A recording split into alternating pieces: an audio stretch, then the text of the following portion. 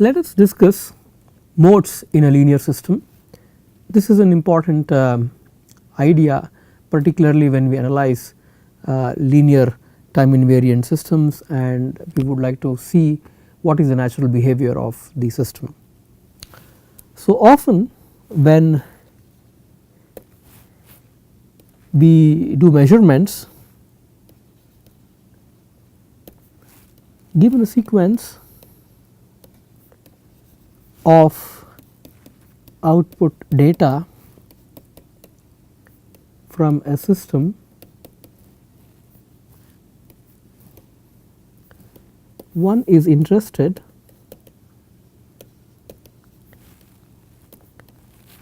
in modeling the signal as the output of a linear time invariant system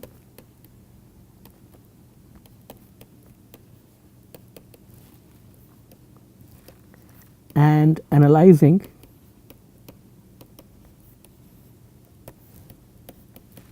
the spectral content or spectral properties. So, throughout this discussion we will assume that the input signal or the forcing signal is essentially deterministic, and one can extend these to random signals as necessary, and the spectral content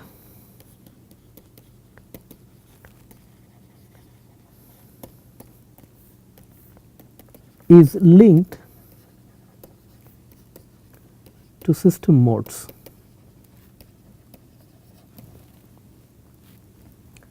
So, the system modes basically determine where there are peaks in the spectrum, right. I mean, these you can think of them as eigenmodes or characteristic modes. Now, let us analyze this from the standpoint of view of difference equations, and things become very clear for us. Okay. But before we begin, a little bit of motivation why these things are very useful. So, imagine an application where you have an oil refinery and you have to figure out perhaps where, at what point in the ground, at what depth in the ground within the earth you get oil or some minerals, etc. So, people might send impulses essentially to the earth. They may get the reflectivities from various layers in the earth, and based upon the signals that are captured and certain properties of the earth layers in terms of the reflection coefficients, etc., etc., one can come up with some estimate of where the oil can be found or where certain minerals can be found, etc. So, this is basically done through sending an impulse or a shock wave through the ground, right. And another good example for modeling this is the vocal tract model.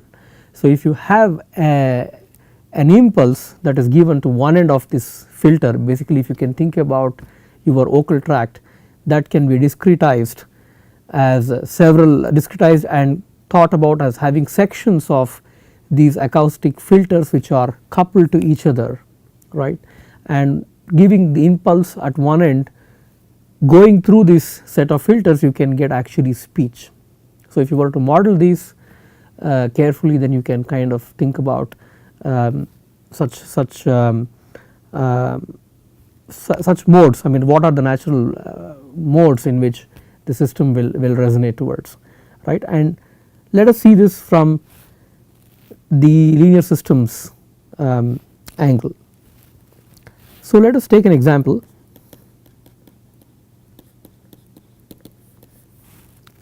Suppose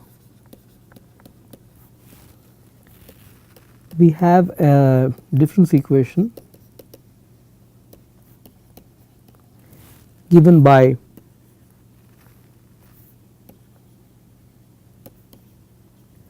y of t plus 2 plus a1 y of t plus 1 plus a2 y of t equals 0.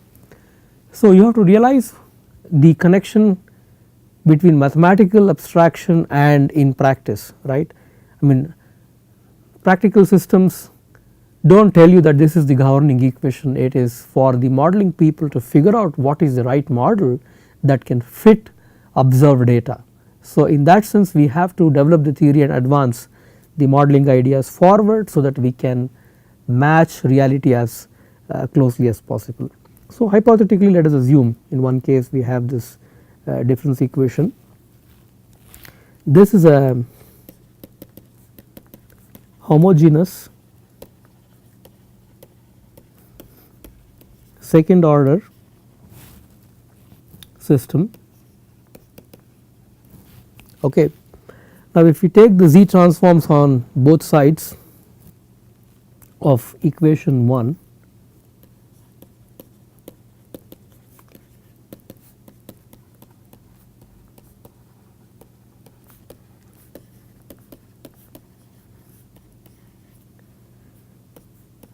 we get a characteristic equation given by z square plus a1 z plus a2 equal to 0.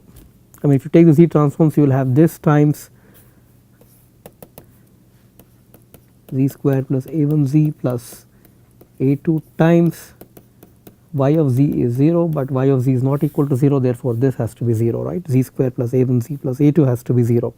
Now, the z can be solved, it is a quadratic, so therefore it is minus a1 plus minus square root a1 square minus 4a2 upon 2.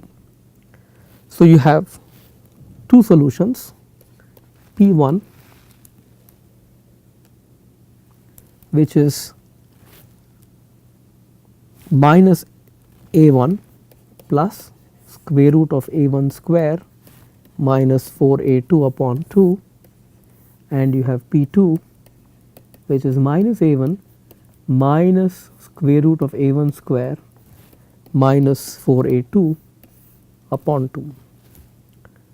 That means you can write z square plus a1z plus a2 as z minus p1 times z minus p2.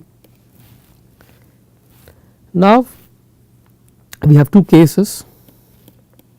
Case A, when p1 is not equal to p2, we can write y of t is some constant c1 times p1 power t plus c2 times p2 power t for times greater than or equal to 0, and c1 and c2 can be determined from the initial conditions.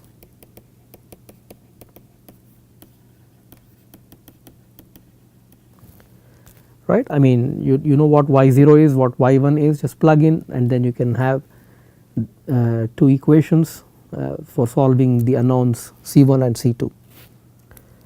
Now, case B,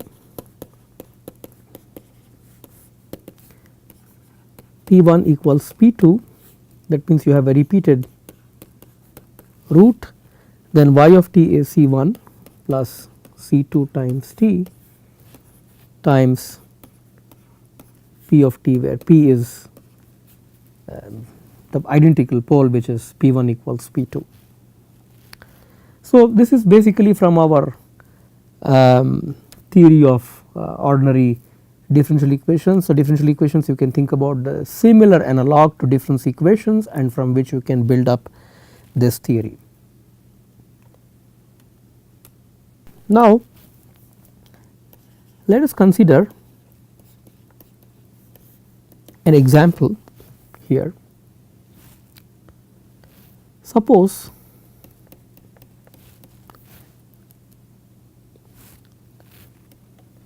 we have a mixture of two sinusoids, and observations are noise free. Okay, we have a mixture of two sinusoids and observations of are noise free. We have y of t equals a1 cosine omega 1 t plus a2 cosine omega t, omega 2 times t. Okay. So, a cos or a sine is the same, except that there is a phase shift of pi by 2. So, I think without making a fuss here, I just write cosine. I could put sine as well, it is not a big deal. Now, we need to determine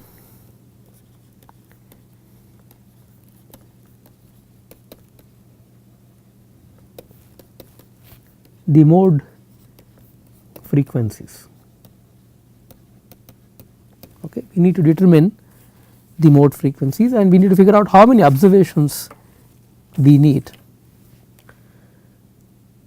So, at a first glance it looks like, yeah, possibly there are only two modes, right. You have two frequencies, two modes, that is a wild guess one can take, but it is not.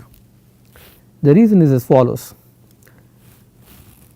If you carefully look at what cos omega I t is, I equals 1 comma 2. So, let us say cos omega I t, this basically e power j omega I t plus e power minus j omega I times t divided by 2.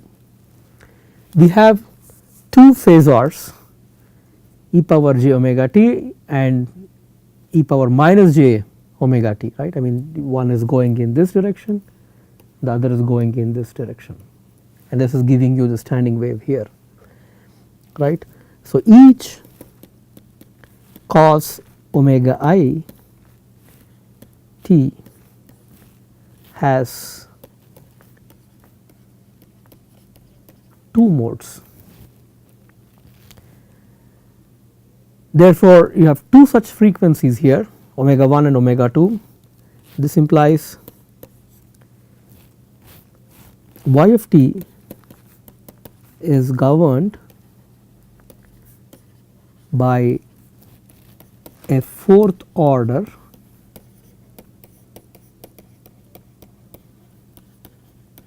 difference equation, right. Two modes for omega 1, two modes similarly for omega 2, 2 plus 2 is 4. So, therefore, we have 4 modes. So, with this, let us set up the recursive equation, right. We can say y of t plus summation I going from 1 to 4 C I y of t minus I equals 0.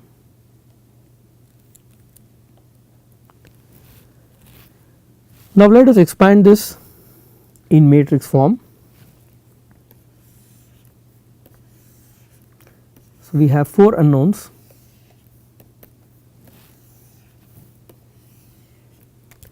which are C1, C2, C3 and C4, right. So, if I take Y4, Y4 is minus C1 times Y3. So, this is a minus Y3 minus C1 times Y3 minus C2 times Y2 minus C1 times minus C1 times Y3 minus C2 times Y2 minus C3 times Y1 minus C4 times Y0 and so on. So, if you just sort of populate the entries like this, the last would be, so if you have measurements Y4, y5, y6, y7. I get this in matrix form as follows, right. I mean, if you just rewrite this equation slightly, you will get this. It is not too difficult. I will just show you one term, one sample calculation. So, y4 plus expand this out, C1 times y, when I equal 0, this is 4 minus 1, which is 3, plus C2 times y2 plus C3 times y1,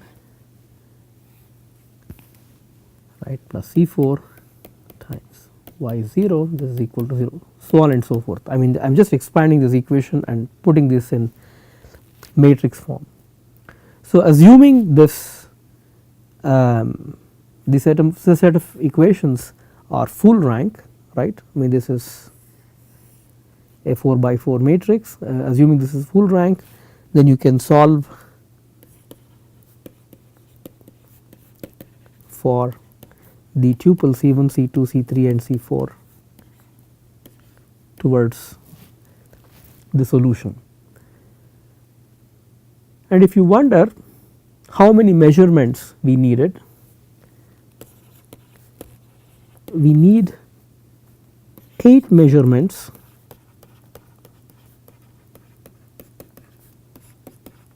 for determining 4 modes. This is very important. In general, we have n modes in the system, we need 2n measurements, right. So, what is the take home from this lesson? Erase this, this has to be a y3. The take home from this lesson is often we are given measurements, this is what you get, and observations can be noisy. Here I have taken a very simple case because this is the very beginning of the course. I have just taken a deterministic signal which is non-random, right. So, given a deterministic system, we want to figure out the system modes. To compute the system modes from the measurements, we have to formulate a difference equation, and this gives you an example how we can formulate a difference equation and then arrive at computing the system modes. Okay. From the difference equation, then we solve for the roots and then we can get the system modes. I will give you some homework exercises that will help you understand this module better. First exercise,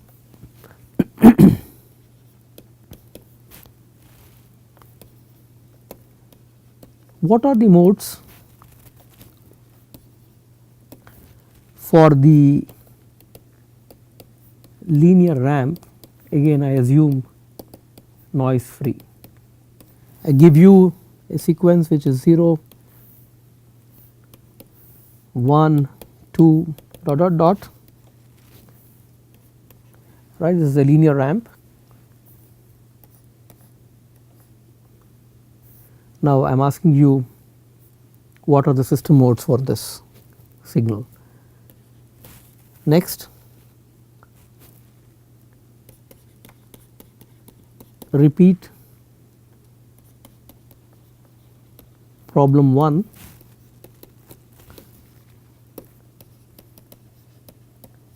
for the signal or the sequence 1, 3 by 4th, 3/4, half, 5/16 dot dot dot. I give you 4 measurements.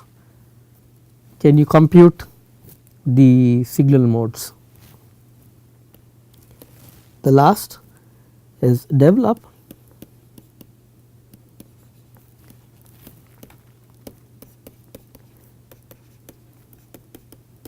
a simple MATLAB model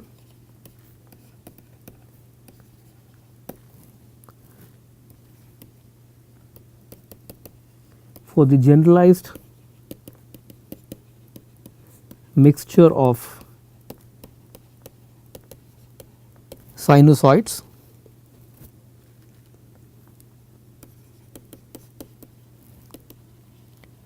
experiment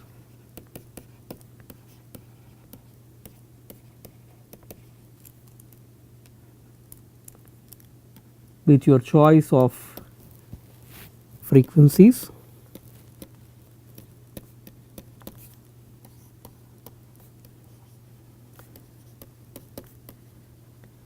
can you determine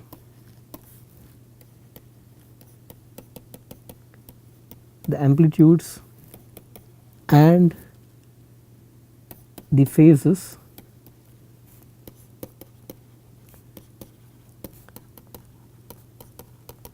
from the initial conditions, right. Basically I give you a mixture which is like this: ai cosine omega I t plus theta I equals 1 to some n. Develop a simple MATLAB model for analyzing the system modes of the generalized mixture of sinusoids with amplitudes and phases. Okay, so these are some exercise problems which can help you analyze the material taught in the class and then ponder slightly on this. Okay, we will stop here.